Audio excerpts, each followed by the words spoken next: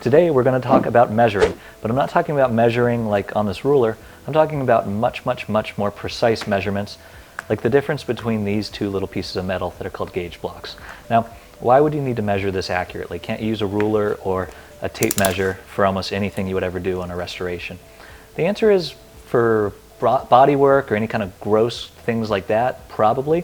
But for building an engine, for measuring nuts and bolts, for doing all sorts of more precise activities on a restoration, a tape measure or a ruler just isn't going to be accurate enough to be able to tell small measurements apart. So how do we measure items like this where you're talking about thousandths of an inch instead of, a 1/16th of an inch? So most people would reach for calipers.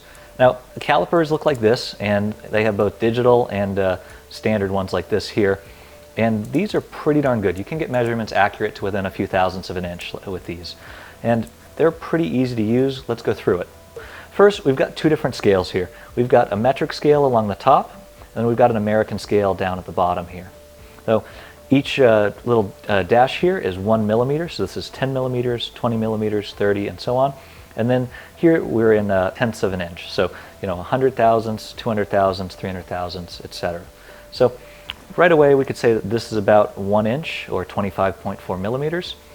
And we can go to 2 inches here.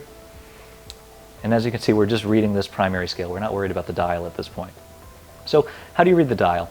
So right now, let's say we wanted 1.1 inches. That would be 1.1 there, so that's 100 thousandths. And then this dial here actually tracks the progress between the two marks on this lower scale. So if this is 0, we're at 0 on the dial here, and the inner red dial is just the metric scale, so don't worry about that for now. So 1 inch, 100 thousandths, and 0 out of 100 on our way to 200 thousandths. So that would be exactly 1.1 inches. Now we could go 1.150, which would be 1 inch, 150 thousandths. That would be there. And then we could add another 25 to go to 1.175 on our way to 1.2 inches right there. So that's 1 inch, 200 thousandths. Now, how does this work in practice? How do you actually measure something? Oh, not that hard. All you do is put whatever you're measuring in the jaws here.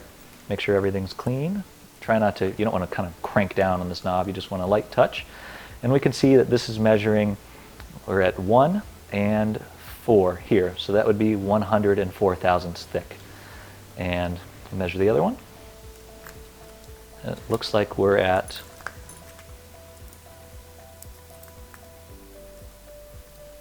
we're at 1 and 0, so this is 100 thousandths.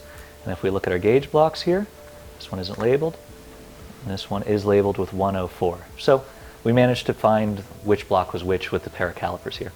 But what if you need a more accurate measurement? Calipers, again, only accurate to a few thousandths. It is time for micrometer.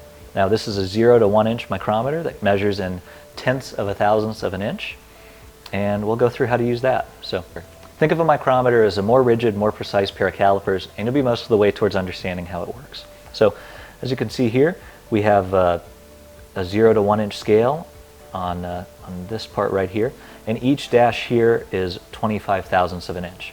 So we've got 0, 25, 50, 75, and then 100 thousandths.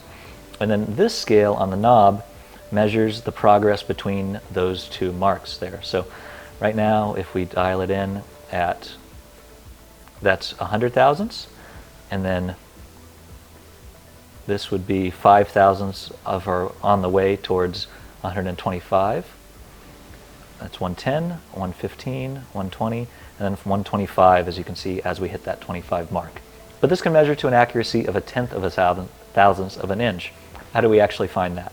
And that is this additional scale up here, and this is the tenth scale. So let's say we're going to dial in 120 thousandths, but it's actually not quite 120 thousandths. See, that line doesn't quite line up. So instead, we'll rotate it around until we can see which line does line up. And it looks like the 3. So this is actually 120 thousandths and 3 tenths of a thousandth of an inch. Okay, let's go ahead and measure that same gauge block we measured with the calipers. And it's important to use a real light touch and be repeatable with these, so that way when you zero them, it holds 0.